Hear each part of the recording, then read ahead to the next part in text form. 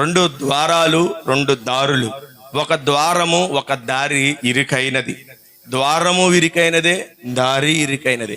ఇంకొక దారి ఉంది, ఆ దారి విశాలమైనది, ఆ ద్వారం కూడా విశాలమైనది. ద్వారం అంటే మనకు తెలుసు కదా, గుమ్మం. దారి అంటే మనకు తెలుసు కదా, నడిచేది కదా. నడిచే దారి ఇరుకైనది మొదట చెప్పాడు. తర్వాత ఆ దాని గుండా పోయినప్పుడు ఒక గుమ్మం తగిలిద్ది, ఆ గుమ్మం కూడా ఇరుకైనదే. ఇంకొక ద్వారం ఉంది, ఇంకొక దారి ఉంది, ఆ దారి చాలా విశాలమైనది.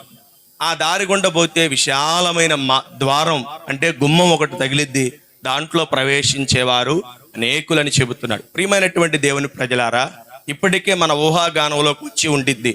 ఏంటా దారి, ద్వారం?